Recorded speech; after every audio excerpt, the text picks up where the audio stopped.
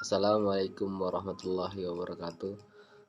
Kami dari kelompok 6 yang berjudul Undang-Undang PKDRT dan Fikih yang beranggotaan Muhammad Dandi, Yusrul Qadri, dan Maizul Hidayat. Di sini kami akan memaparkan hasil makalah kami.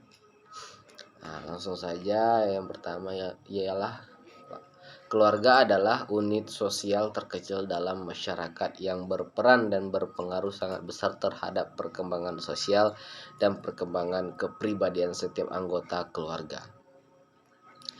Keluarga memerlukan organisasi tersendiri dan perlu kepada rumah tangga sebagai tokoh penting yang memimpin keluarga di samping beberapa anggota keluarga lainnya. Adapun anggota keluarga terdiri dari ayah, ibu, anak, abang, dan adik.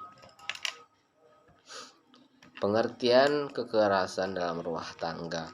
Kekerasan dalam rumah tangga seperti yang tertuang dalam Undang-Undang Nomor 23 Tahun 2004 tentang penghapusan kekerasan dalam rumah tangga memiliki arti setiap perbuatan terhadap seorang, terutama perempuan, yang berakibatkan timbulnya kesengsaraan atau penderitaan secara fisik, seksual, psikologis, dan penelantaran rumah tangga, termasuk ancaman untuk melakukan perbuatan pemaksaan atau perampasan kemerdekaan secara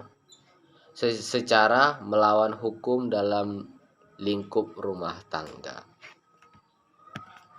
Adapun bentuk-bentuk kekerasan dalam rumah tangga, yang pertama adalah kekerasan fisik, kekerasan psikologis dan emosional. Yang ketiga, kekerasan seksual. Yang keempat, kekerasan ekonomi. Adapun faktor-faktor penyebab kekerasan dalam rumah tangga, yang pertama, pembelaan atas kekuasaan laki-laki. Yang kedua, diskriminasi dan pembatasan di bidang ekonomi. Yang ketiga, beban pengasuhan anak. Yang keempat, wanita sebagai anak-anak.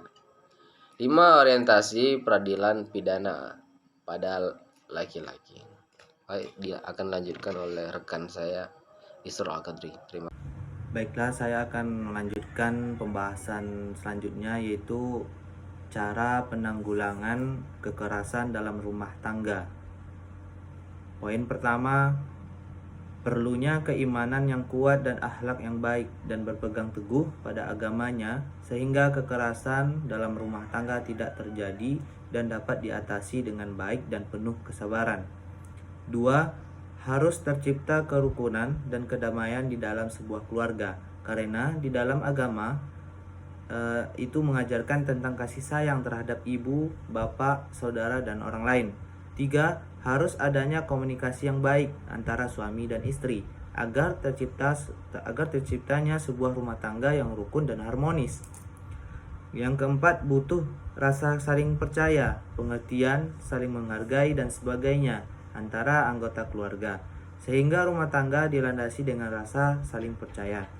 Kelima, seorang istri harus mampu mengkoordinir berapapun keuangan yang ada dalam keluarga, sehingga seorang istri dapat mengatasi apabila terjadi pendapatan yang minim, sehingga kekurangan ekonomi dalam keluarga dapat diatasi dengan baik. Mungkin itu saja yang dapat saya jelaskan, mungkin dilanjutkan oleh rekan saya. Saya Maizul Hidayat akan melanjutkan presentasinya tentang perlindungan bagi korban kekerasan dalam rumah tangga.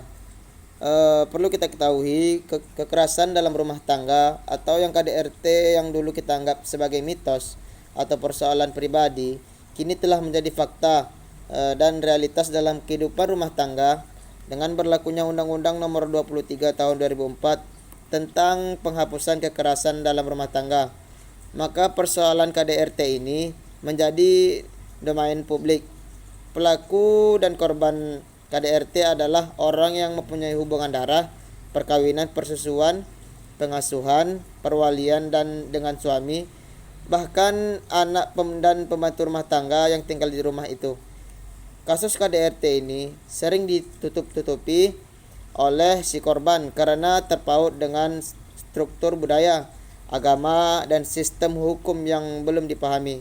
Undang-undang KDRT secara memperluas institusi dan lembaga pemberi perlindungan agar mudah diakses oleh korban KDRT, yaitu pihak keluarga, advokat, lembaga sosial, kepolisian, kejaksaan, ataupun pihak lainnya. Bahkan perlindungan sementara maupun berdasarkan penetapan pengadilan. Perlindungan dan pelayanan diberikan oleh institusi dan lembaga sesuai tugas dan fungsinya masing-masing. Yang pertama yaitu perlindungan oleh kepolisian berupa perlindungan sementara yang diberikan paling lama 7 hari dan dalam waktu 1 kali 24 jam sejak memberikan perlindungan. Kepolisian wajib meminta surat penetapan perintah perlindungan dari pengadilan. Yang kedua yaitu perlindungan oleh advokat diberikan dalam bentuk konsultasi hukum, melakukan mediasi di antara pihak termasuk keluarga korban dan keluarga si pelaku. Dan yang ketiga, perlindungan dengan penetapan pengadilan dikeluarkan dalam bentuk perintah perlindungan yang diberikan selama 1 tahun dapat diperpanjang. Selanjutnya yang keempat yaitu pelayanan tenaga kesehatan. Sangat penting sekali, artinya terutama dalam upaya memberikan sanksi terhadap pelaku KDRT. Dan yang kelima, pelayanan pekerja sosial diberikan dalam bentuk konseling untuk menguatkan rasa aman bagi korban dan memberikan informasi mengenai hak-hak korban untuk mendapatkan seseorang atau beberapa relawan pendamping. Dan yang ketujuh, pelayanan oleh pembimbing rohani diberikan untuk memberikan penjelasan mengenai hak, kewajiban, dan memberikan penguatan iman dan takwa kepada korban. Baik, langsung saja masuk ke sesi pertanyaan, yang mana pertanyaan pertama, apa saja faktor-faktor yang melatar belakangi terjadinya kekerasan di dalam rumah tangga? Berikan contoh dan jelaskan. Pertanyaan yang kedua, bagaimana bila menemukan kekerasan pada perempuan yang dilakukan suami sendiri, tetapi mereka rela dan mereka yang mencari nafkah? Lalu bagaimana caranya menyampaikan bahwa kondisi itu salah pada si ibu? Dan bagaimana cara membuat si ibu ini untuk menyampaikan bahwa menjadi perempuan harus kuat dan sabar? Terima kasih, mungkin itu saja dari kelompok kami hasil presentasi. Lebih dan kurang kami mohon maaf. Assalamualaikum warahmatullahi wabarakatuh.